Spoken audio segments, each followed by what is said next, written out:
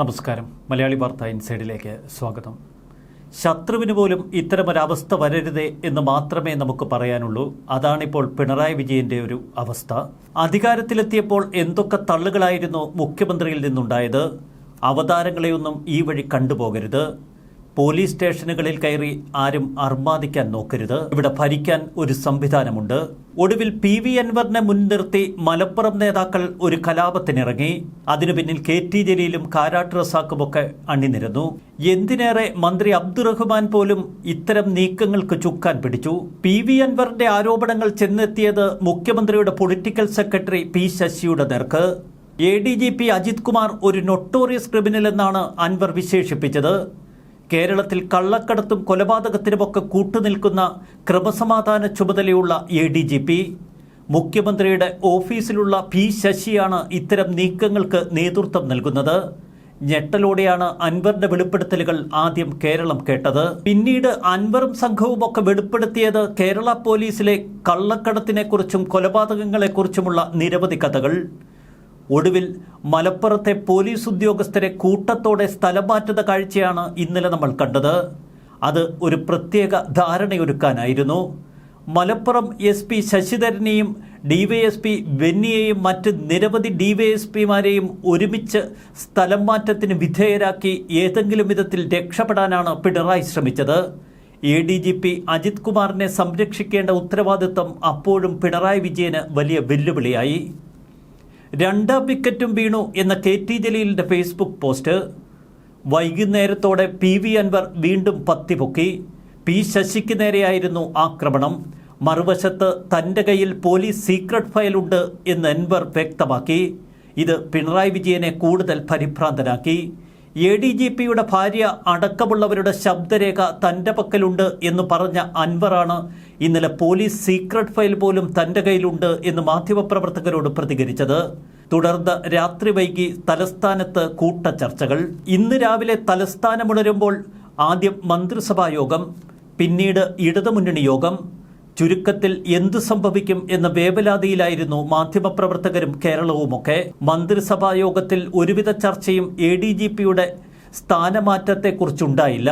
എന്നാൽ അപ്രതീക്ഷിതമായി ഈ മാസം 14-ാം തീയതി മുതൽ 4 ദിവസത്തേക്ക് അവധി അപേക്ഷ നൽകിയ അജിത് കുമാർ അത് റദ്ദാക്കാൻ മറിച്ചൊരു അപേക്ഷ കൂടി കൊടുക്കുന്ന കാഴ്ച ഇത് സർക്കാരിനെ കൂടുതൽ സമ്മർദ്ദത്തിലാഴ്ത്തി.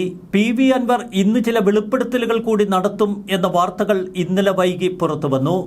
തുടർന്ന് ഇന്ന് രാവിലെ ശക്തമായ ചർച്ചകളും ചരടുവലികളുമൊക്കെ തലസ്ഥാനം കേന്ദ്രീകരിച്ച് നടന്നു. ഒടുവിൽ ADGP അജിത് കുമാറിനെ മാറ്റാനുള്ള ധാരണയിലെത്തി നിൽക്കുന്നു കേരളത്തിൻ്റെ സർക്കാർ. അഥവാ പിണറായി വിജയൻ PV അൻവറിൻ്റെയും സംഘത്തിൻ്റെയും കാൽക്കൽ വീണിരിക്കുന്നു. തൻ്റെ സ്ഥാനം സംരക്ഷിക്കണമെങ്കിൽ അത്തരമൊരു നീക്കുപോക്ക് നടത്തിയേ കഴിയൂ എന്ന് തിരിച്ചറിഞ്ഞിരിക്കുന്നു കേരളത്തിൻ്റെ മുഖ്യമന്ത്രി. തന്നെ വെറുതെ വിടണമെന്നാണ് ഇപ്പോൾ പിണറായി വിജയൻ ആവശ്യപ്പെട്ടിരിക്കുന്നത്. ഇത്രയധികം ദുർബലനായി ഒരു മുഖ്യമന്ത്രിയെ കേരളം ഇന്നേ വരെ കണ്ടിട്ടില്ല. കേരളത്തിലെ CPM അണികളിലുണ്ടായ പൊട്ടിത്തെറിയാണ് പിണറായി വിജയനെ ഇത്തരമൊരവസ്ഥയിലേക്ക് തള്ളിയിട്ടത്. ഒപ്പമുണ്ടായിരുന്ന MV ഗോവിന്ദൻ പൂർണ്ണമായി പിണറായി വിജയനെ തള്ളിക്കളഞ്ഞു. PV അൻവറിനൊപ്പം കേരളത്തിലെ CPMന്റെ പ്രമുഖ നേതാക്കൾ അണിനിരക്കുന്നത് പിണറായിയെ പരിഭ്രാന്തനാക്കി.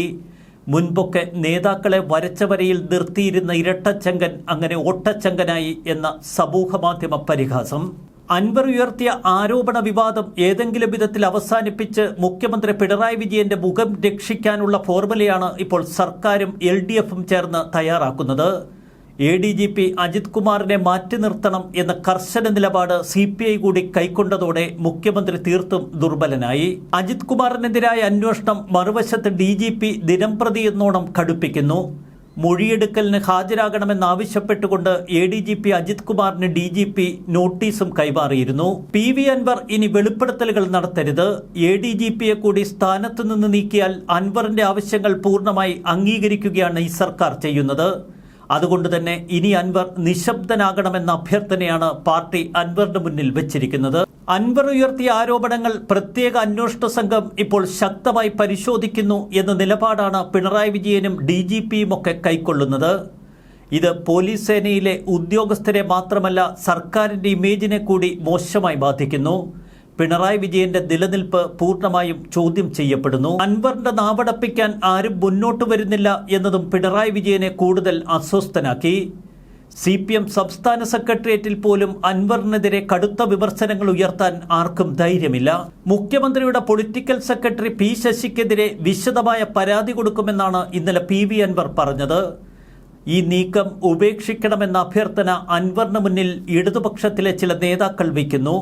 മുഖ്യമന്ത്രിക്ക് വേണ്ടി സമവായ ചർച്ചകൾ നടത്തുന്ന മധ്യസ്ഥർ തന്നെയാണ് ഇത്തരമൊരു ഫോർമുലയുമായി രംഗത്തെത്തിയത്. കോഴിക്കോട്ടെ മാമിയുടെ തിരോധാനത്തിലടക്കം കർശന പരിശോധനയും അന്വേഷണവും നടത്താം എന്ന ഉറപ്പ് സർക്കാർ ഇതിനകം തന്നെ അൻവറിന് നൽകിക്കഴിഞ്ഞു. മുഖ്യമന്ത്രിയുടെ പൊളിറ്റിക്കൽ സെക്രട്ടറിക്കെതിരെ കൃത്യമായ തെളിവില്ലാത്തതുകൊണ്ട് പരാതി നൽകേണ്ടതില്ല, ഇനി ആരോപണങ്ങൾ ഉയർത്തേണ്ടതില്ല എന്ന് അൻവറിനോട് മധ്യസ്ഥർ പറഞ്ഞു. ഇത് അൻവർ അംഗീകരിച്ചതോടെയാണ് ADGPയെ മാറ്റി നിർത്താം എന്ന ഫോർമുലയിൽ കാര്യങ്ങൾ എത്തി നിൽക്കുന്നത്. അൻവർ ഉയർത്തിയ ആരോപണങ്ങൾ ഒതുക്കാൻ സർക്കാർ നടത്തിയ കടുംകൈയും കടുംവെട്ടുമാണ് ഇന്നലെ കേരളം കണ്ടത്.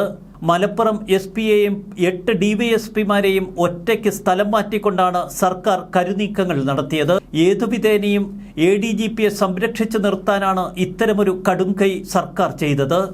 പൂർണ്ണമായും ഈ നടപടി പാർട്ടിയുടെ ബലഹീനതയാണ് വിളിച്ചു പറയുന്നത് എന്ന് കേരളത്തിലെ ചില ഇടതുപക്ഷ സഹയാത്രികർ പറയുന്നു. അണികളോട് വിശദീകരിക്കാൻ കഴിയാത്ത അവസ്ഥയിലാണിപ്പോൾ പാർട്ടി.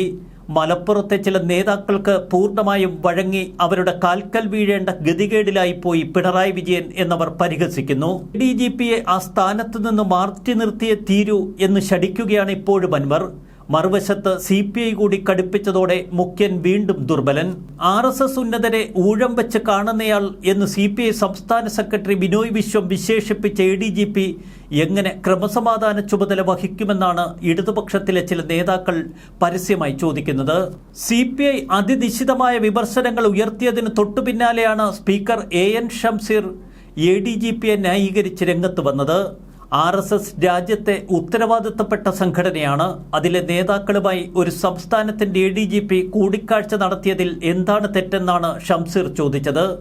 എന്നാൽ CPM-ലെ മാത്രമല്ല CPI നേതാക്കളും ഷംസീറിനെതിരെ രംഗത്തെത്തി. തൃശൂരിലെ സീറ്റിൽ സുരേഷ് ഗോപിയെ വിജയിപ്പിക്കാൻ പൂരം കലക്കിയാൾ എന്നാണ് ADGPയെ അൻവർ വിശേഷിപ്പിച്ചത്. സംഘി ബന്ധം തന്നെയാണ് ഇപ്പോൾ കേരളത്തിലെ ഏറ്റവും വലിയ വാർത്തയും വിവാദവും. ADGPയുടെ സ്ഥാനം തെറിപ്പിച്ചുകൊണ്ട് പിണറായി വിജയനെ സംരക്ഷിക്കാൻ ഈ വിവാദങ്ങൾക്കൊടുവിൽ അൻവറിന് കഴിയുമോ?